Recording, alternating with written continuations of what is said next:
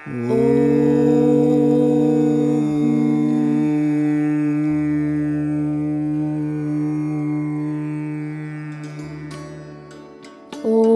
एकमात्र मंत्र है जो संपूर्ण ब्रह्मांड का प्रतीक है।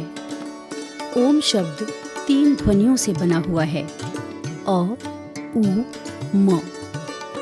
ये ब्रह्मा, विष्णु और महेश का भी प्रतीक है।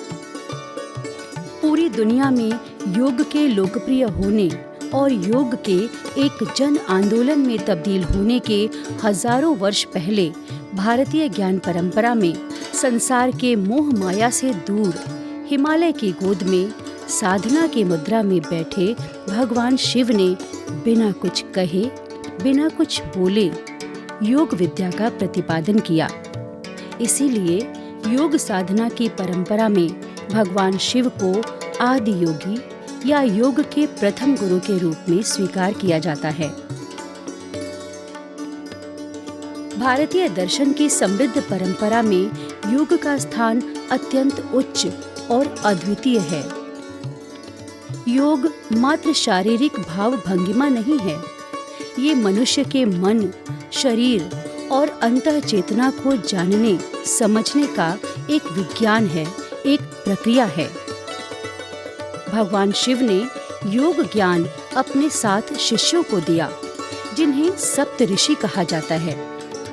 इन सप्त ऋषियों ने भगवान शिव से प्राप्त योग ज्ञान का प्रचार प्रसार किया। योग का प्रारंभ आज से 7000 वर्ष पूर्व हुआ। योग का पहला ज्ञान, जो पहले प्रवक्ता है योग के, वो हिरण्यगर्भ। हिरण्यगर्भ ने पहला योग का उपदेश सूर्य को दिया।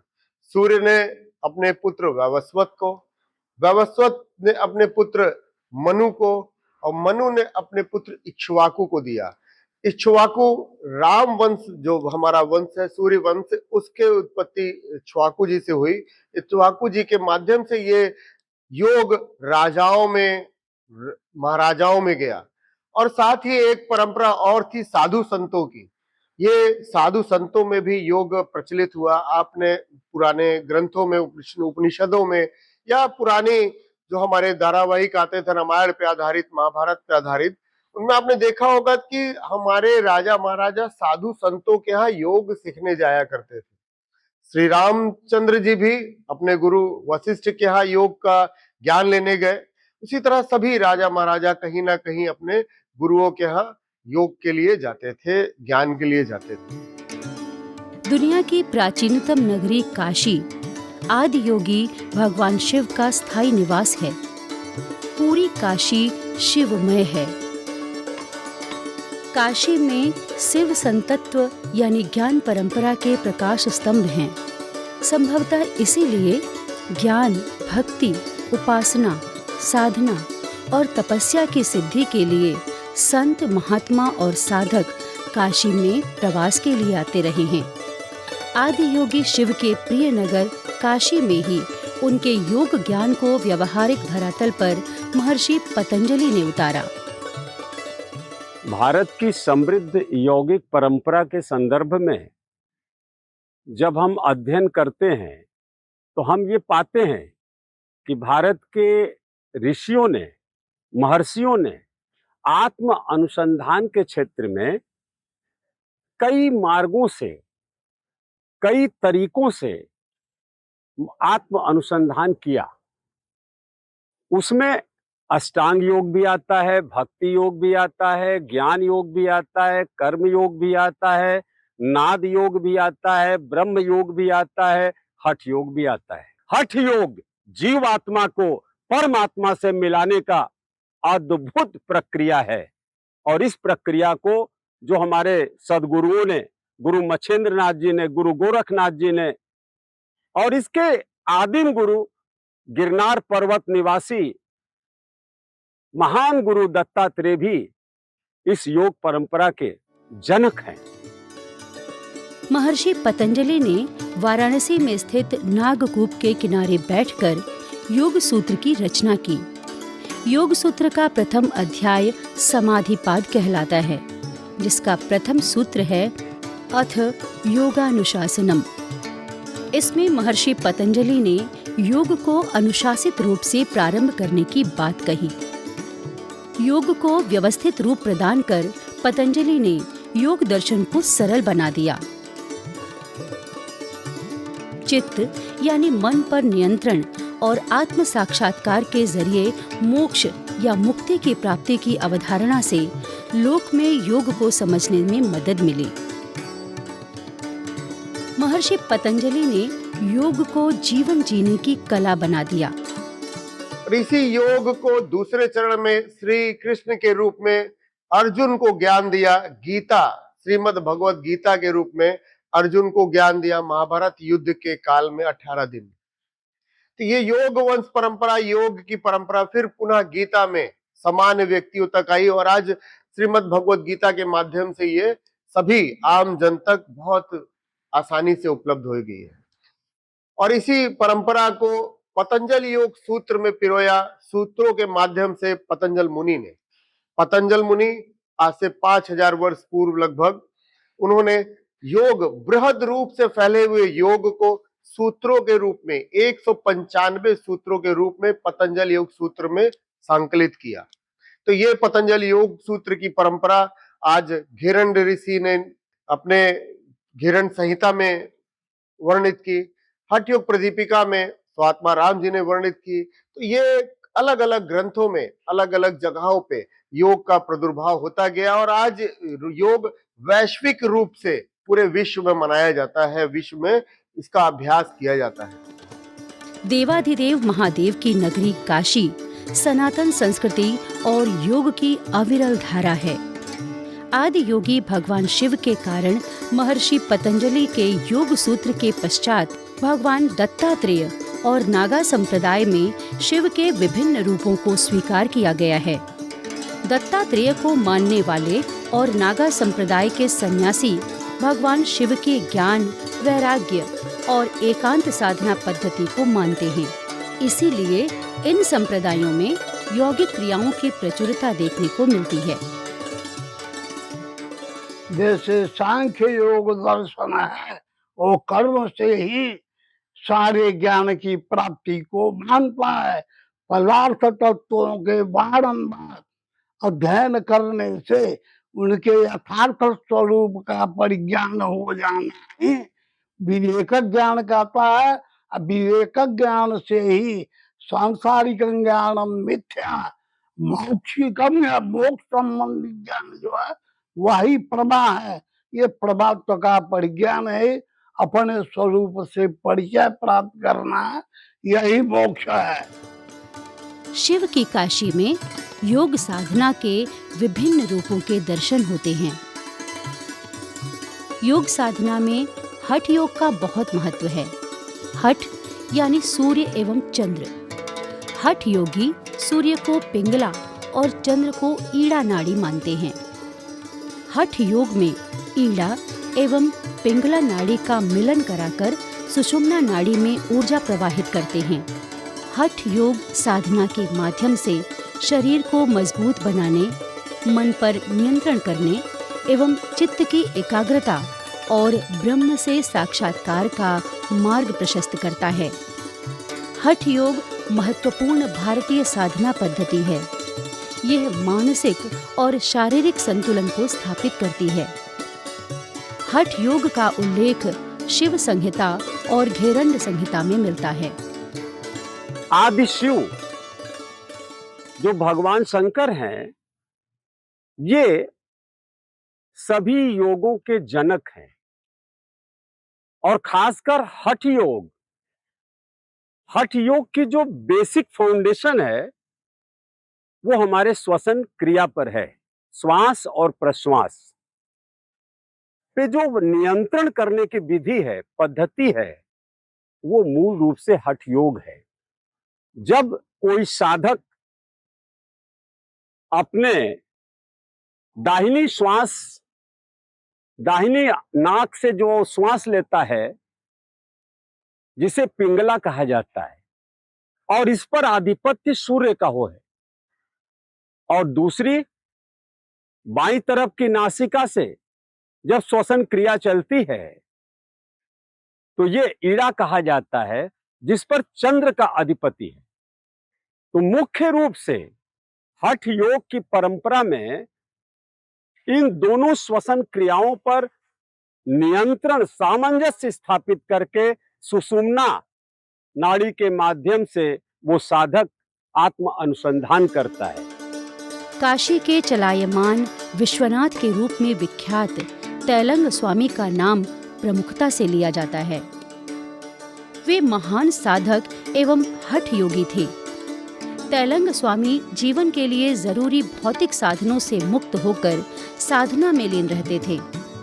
तैलंग स्वामी मनुष्य के शरीर को संपूर्ण तीर्थ और मनुष्य को ईश्वर रूप मानते थे। मोह, माया, दुख और बंधन का कारण है। मोह माया से मुक्ति ही संसार को स्वर्ग बनाती है। तैलंग स्वामी को योग साधना और ज्ञान की उच्च अवस्था प्राप्त थी। उनकी सिद्धियों की चर्चा सुनकर बहुतेरे सन्यासी और साधक उनसे मिलने पंचगंगा घाट उनके आश्रम आए। गीता में श्री कृष्ण भगवान ने अर्जुन को उपदेश दिया, समत्वम योग उच्यते। ये समत्वम योग उच्यते क्या है? समत्वम योग उच्यते तो भगवत गीता के दूसरे अध्याय के 48वें श्लोक में उन्होंने इसका स्पष्ट उच्चारण, इसका व्याख्या किया है कि योग में स्थित होकर कैसे पुरुषों को कार्य करना चाहिए। वो कहते हैं, योगस्थः कुरु कर्माणि संगम त्यक्त्वा धनंजय सिद्ध्य सिद्ध्यो समो भूत्वा समत्वम योग उच्यते। आदि योगी भगवान शिव की नगरी काशी में योग साधना की, सांस और ध्यान के जरिए आत्मा को जागृत करने की तकनीक क्रिया योग की उत्पत्ति और प्रचार प्रसार हुआ। योग मनीषी, तपस्वी और साधक लाहिड़ी महाशय यानी श्यामाचरण लाहिड़ी ने काशी में क्रिया योग का प्रतिपादन किया। गृहस्थ जीवन व्यतीत करते हुए लाहिड़ी महाशय ने क्रिया योग में पूर्णता प्राप्त कर 19वीं सदी के महान क्रिया योगी बन गए। पूरी दुनिया में आज भी असंख्य साधक उनके बताए साधना मार्ग का अनुसरण कर रहे हैं। क्रिया योग अभ्यास की साधना प्रक्रिया है। इस साधना पद्धति में साधक का मन और शरीर शांत होता है, जिसके चलते ईश्वर से तादात्म्य स्थापित हो जाता है। क्रिया योग ईश्वर से जुड़ाव और आध्यात्मिक उन्नति का मार्ग प्रशस्त करता है, जिससे मानव मात्र को मुक्ति की प्राप्ति होती है। महाभारत में गीता पर्व में भगवान श्री कृष्ण ने क्रिया योग की बड़ी ही सुंदर व्याख्या की। क्या कहा? तपः स्वाध्याय ईश्वर प्रणिधान अथ क्रिया योग, यानी तप और ईश्वर प्रणिधान और स्वाध्याय। शरीर को साधना ही तप है और इस विषय की, परमात्म चिंतन की निरंतरता स्वाध्याय होता है और उस स्वाध्याय में उस परम सत्ता से कनेक्टिविटी होती है, अर्थात ऊर्जा का रूपांतरण ही क्रिया योग है। हम सभी के भीतर ऊर्जा, असीम ऊर्जा है, बस वो सुप्तावस्था में है। उस ऊर्जा को जागृत करने की जो टेक्निक है, जो विधि है, वो है क्रिया योग। आध्यात्मिक और ध्यान आधारित योग शैली को कुंडलिनी योग के नाम से जाना जाता है। कुंडलिनी योग रीढ़ की हड्डी के मूल आधार पर सुषुप्तावस्था की ऊर्जा को जागृत करने की क्रिया है। कुंडलिनी योग में प्राणायाम, मंत्रोच्चार, ध्यान और विभिन्न आसन का संयोजन किया जाता है। कुंडलिनी योग साधना में जागृत ऊर्जा ऊपर की ओर प्रवाहित होती है, जिससे आत्म जागरूकता और मानसिक शांति की प्राप्ति होती है। काशी के गुरुधाम कॉलोनी स्थित जय नारायण घोषाल द्वारा निर्मित गुरुधाम मंदिर कुंडलिनी साधना का जीवंत प्रतीक है।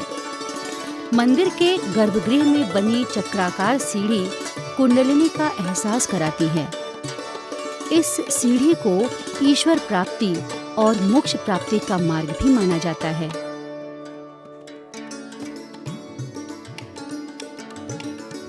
मंदिर के शिखर पर कमल का प्रतीक सांसारिक मोह माया से मुक्ति का संदेश देता है। काशी में विरचित पतंजलि योग सूत्र में राजयोग की विस्तार से चर्चा की गई है। राजयोग को योग का राजा भी कहा जाता है। राजयोग मूलतः अष्टांग योग की साधना शैली है। राजयोग में मन को नियंत्रित कर आत्मा और ब्रह्म के मिलन का मार्ग प्रशस्त किया जाता है। तो योग का बहुत बृहद विस्तार है। आप योग के किस अंग से, जैसा कि पतंजलि योग सूत्र में योग के 8 अंगों का वर्णन है, तो यम नियम, आसन प्राणायाम, प्रत्याहार, धारणा, ध्यान, समाधि, तो ये अष्टांग योग में आप योग के किस अंग को धारण करते हैं और उस अंग का अभ्यास करते हैं, उसको अंगीकार करते हैं, ये आपके स्वाध्याय पर, आपके व्यवहार पर और विचार पर निर्भर करता है। आप किसी भी अंग का पालन करें, किसी भी अंग को अंगीकार करें, ये आपके जीवन को सर्वोच्च स्थान पर पहुंचाएगा। शौच, संतोष, तप, स्वाध्याय, ईश्वर, प्राणिधान। तो ये विवेकानंद जी ने नियम के मार्ग का पालन किया और पूरे विश्व पर उन्होंने अपनी मानसिक और शारीरिक दृढ़ता की छाप छोड़ी। राजयोग मनुष्य के अंदर की यात्रा है। स्वयं को जानने और समझने की एक सरल प्रक्रिया है। जीवन की आपाधापी के बीच थोड़ा समय निकालकर शांति के साथ आत्मनिरीक्षण की प्रक्रिया है। इस प्रक्रिया के माध्यम से मनुष्य नकारात्मक विचारों से मुक्त होकर सकारात्मक सोच के साथ जीवन में आगे बढ़ता है।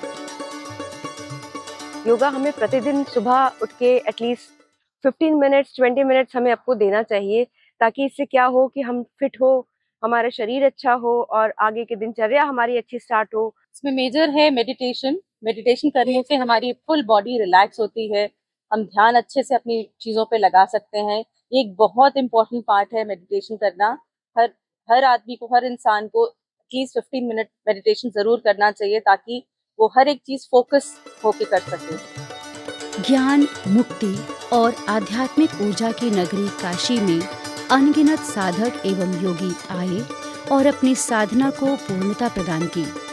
स्वामी विशुद्धानंद, स्वामी भास्करानंद सहित नागा संप्रदाय के अनेक सिद्ध साधकों ने काशी को अपनी साधना स्थली के रूप में चुना। शायद साधना की पूर्णता के लिए आदि योगी भगवान शिव का सानिध्य आवश्यक है। हर जीवात्मा की यात्रा परिधि से केंद्र की ओर है। जैसे हिमालय की कोई चोटी है और नीचे से चढ़ाई करना है, तो पर्वतारोही के मार्ग अलग अलग हो सकते हैं। पर्वतारोही अपने हिसाब से खोज के मार्ग निर्मित कर सकता है, लेकिन लक्ष्य हिमालय का वो एवरेस्ट की चोटी है। उसी तरह चाहे जिस योग के संदर्भ में आप चर्चा कर लें, दुनिया के जितने भी योग हैं, सबका मूल उद्देश्य है आत्म अनुसंधान, अर्थात मैं कौन हूं? क्या मैं केवल फिजिकल बॉडी हूं? क्या मैं केवल मेंटल बॉडी हूं? या मैं स्पिरिचुअल बॉडी हूं? ये अस्तित्व का बोध जो करा देता है वह योग है। आदि योगी भगवान शिव की नगरी काशी वर्तमान समय में भी अन्यान्य योग साधकों एवं गुरुओं की कर्म और साधना स्थली है। गुरुओं के मार्गदर्शन में जन सामान्य योग के विभिन्न आसन का अभ्यास कर लाभान्वित हो रहे हैं। शरीर का संतुलन, श्वास सामान्य, चेहरे पे हल्की मुस्कुराहट, दोनों बाहर कान से लगी हो, पूरे शरीर को तानिए। तान आसन, ताड़ासन के साथ इस आसन को तान आसन भी कहते हैं। रिलैक्स, धीरे धीरे वापस आएंगे। दूसरा आसन वृक्षासन, दाहिने पैर पे अपना शरीर का संतुलन बनाते हुए बाएं पैर की एड़ी को थाई से लगाएंगे। तो धीरे धीरे दोनों हाथों को आपस में मिलाएंगे, दोनों को स्थिर करेगा। लोग ध्यान को समझते ही नहीं है। ध्यान से इतना फायदा होता है कि दिमाग अपना इतना शांत रहता है और विचार भी इतने अच्छे आते हैं, नेगेटिव विचार आते ही नहीं है। योगा से शरीर हम लोग का स्वस्थ रहता है, मन मस्तिष्क जो है स्वस्थ रहता है और एक देश का नया निर्माण होता है। सभी आम जनता जो है स्वस्थ रहेगा तभी अच्छा स्वस्थ देश का निर्माण होगा। इससे मेरा मन बहुत ही शांत रहता है, मेरी मानसिक स्थिति बहुत अच्छी रहती है और मुझे किसी भी डिसीजन लेने में, कुछ भी करने में बहुत आसानी होती है। मनुष्य का जीवन मात्र भौतिक उन्नति तक सीमित नहीं है, बल्कि चेतना को उसके मूल स्रोत से जोड़ना पड़ता है। इससे मन मनुष्य की अंतर चेतना की ओर मुड़ जाता है। आत्मा शरीर के अंदर है। योग साधना मनुष्य के मन को चेतना की ओर मोड़कर आत्मिक शांति प्रदान करती है। ओम शांति, ओम शांति शांति।